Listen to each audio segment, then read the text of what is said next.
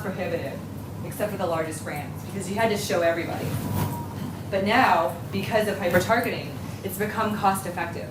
And so companies like Bonobos, which is an online retailer of men's pants, the Zappos of men's pants, they've used hyper-targeting to scale their business from $0 to $2 million in 2 years, using only advertising on Facebook.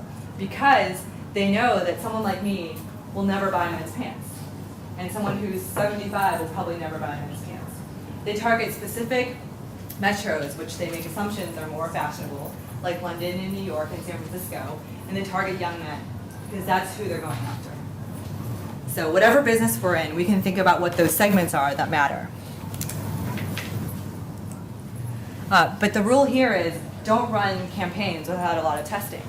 The fact that we have all this data, we can go in with all these assumptions. Like Bonobos might assume that people in New York might buy more pants than people in Kansas. But because it's so cheap to test, they're testing all of these, and sometimes the results will surprise you. So for hyper-targeting, and I'm not going to go through the whole example, but in this wizard, as you narrow down the criteria of what you want, age, gender, keywords, employers, Facebook updates this number, showing the number of people, number of members on Facebook that fit the profile and fit the criteria that you've outlined. So it's pretty funny. A friend of mine, Nick O'Neill, who's a blogger, it's one of the most popular Facebook blogs, he actually, he read my book and he was interested in hyper-targeting, and so he actually hyper-targeted me. So a few weeks after my book came out, I was logged into Facebook just checking my updates, and all of a sudden I saw Nick's face in the ad space. And I thought, that's weird. So I looked at him and said, hey Clara, great to see you at South by Southwest. Best of luck with your book launch next week.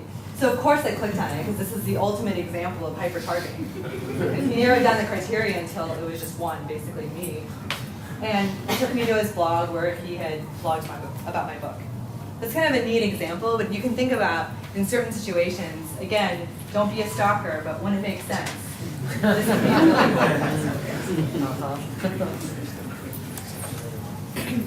So that's hyper-targeting. The other aspect of Facebook marketing that's really important is the power of referrals.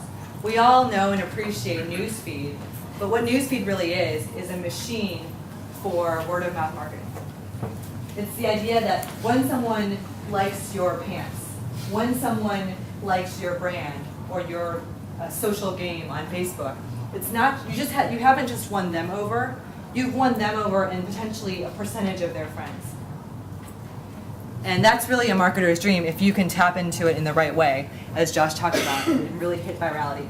And this is almost an obvious graph, but they did the research just to make sure. eMarketer did a survey on what people trust when they're making purchase decisions. And they compared recommendations from people I know to branded websites, editorial review sites online, TV ads, newspaper ads, so on and so forth. Well, not surprisingly, people trust their friends leaps and bounds more than anybody else. And so the next rule is don't forget to ask your customers to tell their friends. Facebook and Twitter makes it easier for them to do that because they can just post an update and it gets broadcast on their behalf to everyone in their network. And so as marketers, oftentimes we use this measure of customer lifetime value to figure out how much to spend marketing to someone, or how much to spend hiring a customer. It's like my book. My book is $25. I would never want to spend more than $25 marketing to someone. I mean, say Josh, on average, most people would only buy one copy of my book because having 2 copies doesn't really do anything for you. So Josh's CLV to me is about $25. No offense, that's how much you're worth. And so, in the old world, that's how much I would never spend more than the cost of production for my book, plus, I would never spend more than $25 minus the cost of production for my book, otherwise it would be negative ROI. But in the Facebook era, this changes because it's not only what Josh buys, but also Josh's friends, multiplied by his level of influence. So that's his first line. So if Josh is highly influential but has only 3 friends, well, that's not going to be worth it very much. Or if he has 3,000 friends but nobody listens to him, that's not going to really change his equation. But in Josh's case, he's very influential and he also has a lot of friends. And so all of a sudden, his CLV gets bumped up a lot. In fact, he doesn't even have to buy a copy of my book. If he tweets about it, or if he talks about it in his status message, he could still be worth a lot to me. And I would want to invest in that loyalty and in that relationship. But not just that, there's also sales resulting from idea contributions. So if Josh engages with me on my Facebook page and he says, hey, your book is great, but you could really use a new chapter on how nonprofits can use Facebook marketing. Well, if as a result of Josh's suggestion, I do that, and my book sells 10 times more, then he's actually contributed innovation which result in real sales. And so there's companies like Dell and Starbucks that have created these sites, both off Facebook and on Facebook, that are sourcing ideas from the community, and they're actually tracking back which ideas result in new products, how much revenue those new product lines result in, and tying it back to that person. So we need to evolve our metrics, CLV being one of them. So the other thing is, don't underestimate the value one person can have.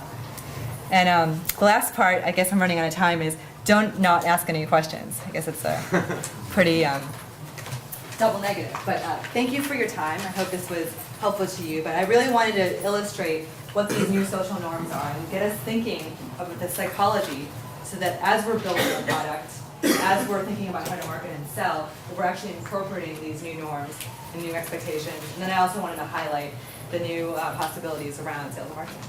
So, thank you very much.